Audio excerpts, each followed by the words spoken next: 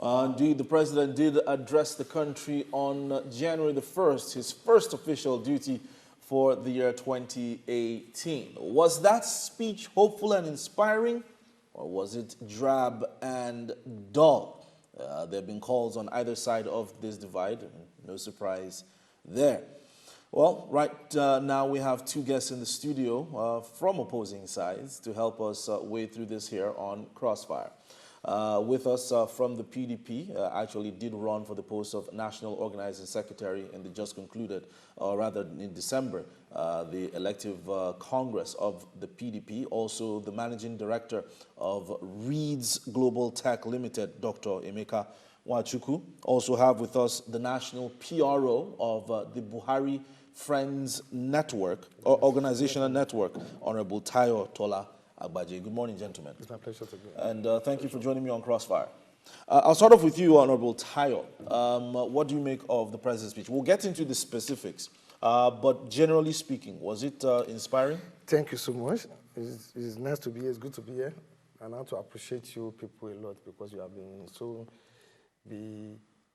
enlightening Nigeria, and you have been so educating Nigeria, which is very good of you. You're too kind. Thank you very much. I want to tell you, like, the question I've really asked is very hopeful and it's very inspiring. It's very open in the sense that at any particular point in time, a government has to carry its people along, whatever you are doing at any particular point in time. You have to, that's why you call it democracy. It has to be accountability, it has to be a transparency government. People have to be very well informed of your program and policy, what you are doing, and what you have in store for them. And that's exactly what the president has done on India message for the people. How about you, Dr. Wachuku? Do you think this was an inspiring speech? Well, good morning, and thank you for having me to be part of this program. For me, the president's speech wasn't inspiring because you expect that when you have the president make such speech, we expected the president to give us a scorecard of what his administration has done in the past few years, owing to the fact that this is an election year. So not taking much of your time, I don't think it was inspiring. I'll stay with you on that. He did articulate various issues concerning capital expenditure and investments in infrastructure. I remember very distinctly that when he returned from his medical vacation and did address the country, this was one of the criticisms, that he did not address infrastructure, which is one of the major issues, because we have an infrastructure deficit. Doesn't matter which way you slice it. Everybody can agree that we are lacking in infrastructure. And that was one of the criticisms back then. And now he articulates infrastructure, and people say it's a very uninspiring speech. Yeah, for me,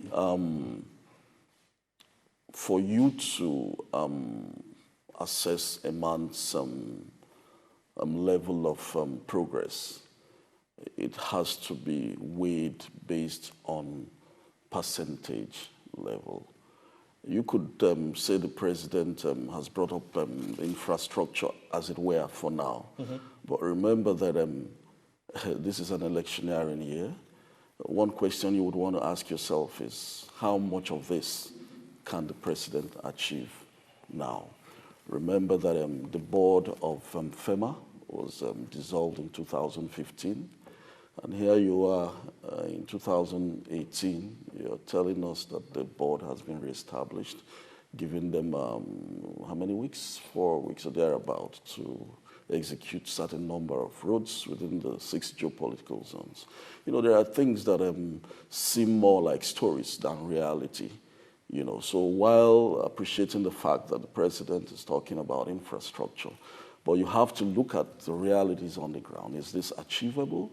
I mean, this is a year that is going to be bedeviled with a lot of distractions. If it is that APC as a party would want to participate in the 2019 election, I mean, a whole lot of strategies are going to be in place that you can't really achieve anything. Honorable J, how do you respond to that? Dr. Wachuku does make a valid point. 2018, you didn't achieve much with infrastructure from 2015. Suddenly, with one magic wave of the wand, We're going to see the standard gauge railway put in place. We're going to see roads funded by the Sukuk bond. We're going to see infrastructure pop out of everywhere. How much of that actually can be achieved, or are you just playing to the gallery? Thank you so much. I think I would disagree with him as regards that she mentioned that is not achievable. Like this man, if you look at this president, I'm not saying we are going to do everything, but to some reasonable level. So you just said you're going to do it, but you're not going to do it. Come to some reasonable level. I mean, most of this to something president have rolled out on the UMSA. I can assure you that 90% of this thing will be done. Okay. Like in the region of this infrastructure, nobody's denying the fact of our roads are not stable as something else. I travel a lot, but now you can see what the government is doing in terms of road infrastructure. And nobody can deny that. Not to compare with the previous administration. Are you getting me?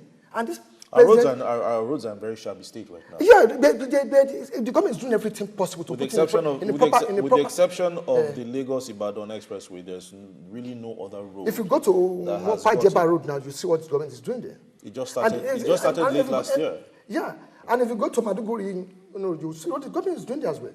Okay. And if you go to the eastern part of the country, you see what the government is doing there. You see what the government is doing there. We actually filed a report. We actually filed a report on the roads in the southeast late last year. Kimberly, who is with me on the show, was actually down there, and the roads are in very shabby state. Yes, I will not deny that fact. But now go there and see what this government is doing there. Okay. So between November and now, the roads are the road is somehow in a state of. Okay.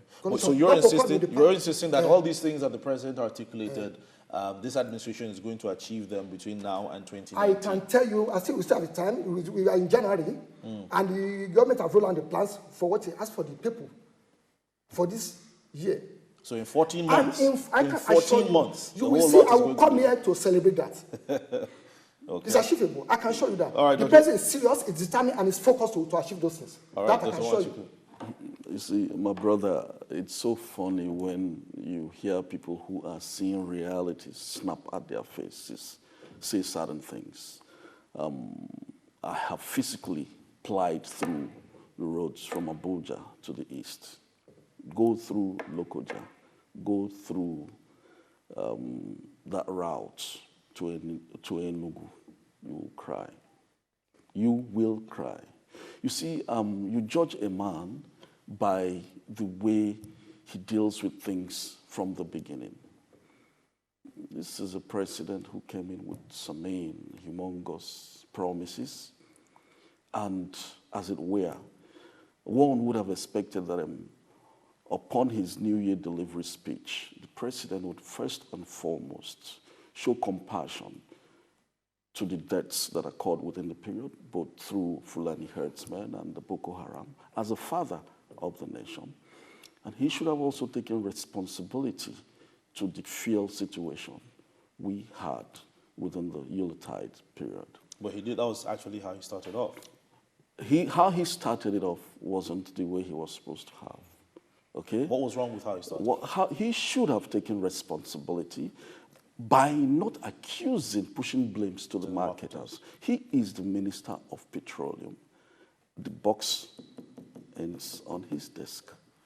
He should have taken responsibility. You don't push blames. As a general, you don't push blames. Now, after doing that, what we expected of the president was to now tell us how far so far.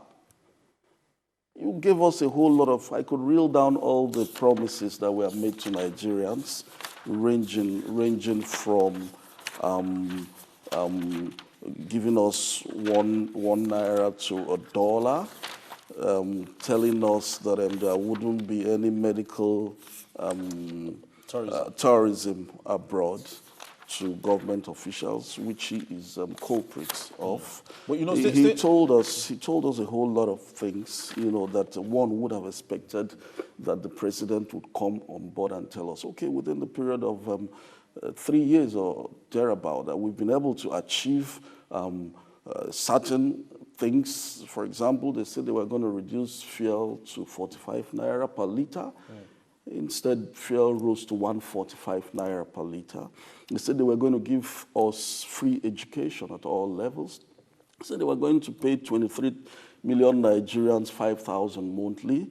They said they were going to increase minimum wage and place every graduate on a salary scale extra. Now, of course, 1 year. hold on a bit. Hold on a bit. Because one would have expected. Dr. One would have Dr. expected that the president will come on board and tell us, okay, this is what we've achieved so far. This is out of all these promises. These are the things we have achieved so far. Not coming to tell us what you are going to do not dealing with the things. That's another promise. All right, I'm going to turn over to Honorable Agbaje, but we're going to have to take a break right now. When we come back, we'll be looking at how it actually started off, this situation with PMS and the fuel scarcity, which actually trended on Twitter throughout December and even until January. Don't go away. This is Crossfire. We'll X-ray the President's New Year broadcast.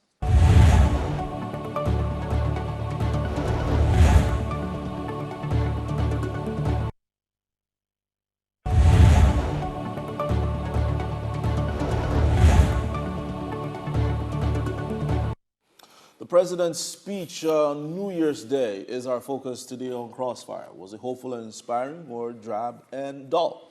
Dr. Wachuku and Honorable Agbaje, my guests this morning. Honorable Agbaje, the President did start off talking about the fuel situation. Indeed, the hashtag End Fuel Scarcity trended all of December and still is an item on Nigerian Twitter.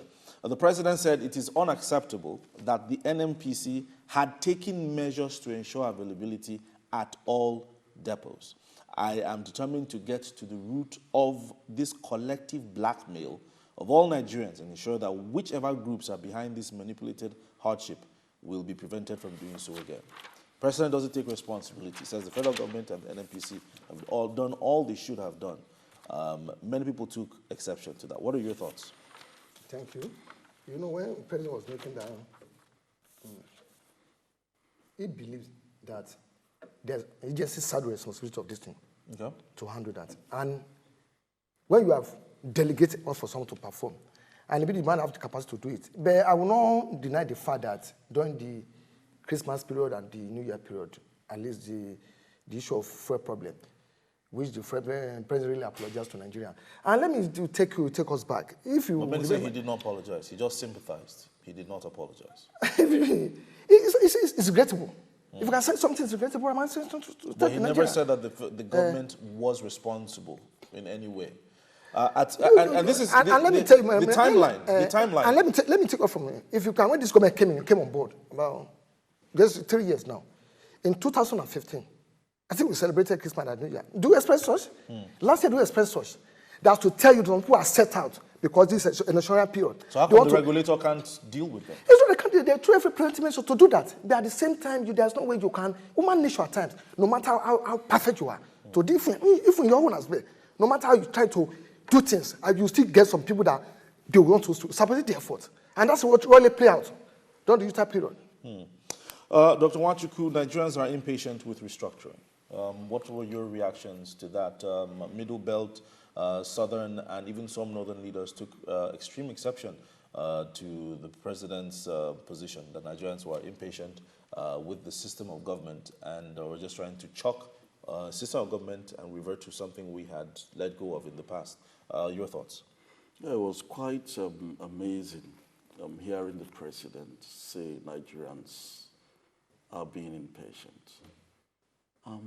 You know, there are certain things you hear, you shudder, because this is a president who was extremely impatient to get into power. This was a president who exhibited a lot of impatience. You can remember all the campaign hits, campaign programs of APC. You remember when they used the baboon and dogs, blood, and all those. You can recall how seemingly zealous they were. They were so in a hurry to take over power. And now the same president who exhibited such impatience is now coming to say that Nigerians are being impatient. over restructuring. Now let's And even telling look us- past the messenger hold on a and look bit. at the message. And Are telling Nigerians us- being impatient? Nigerians are not being impatient. Have we Nigerians- actually committed to doing the best with this system before we're talking about changing it? Absolutely. We have governors who claim to be federating units, but they rely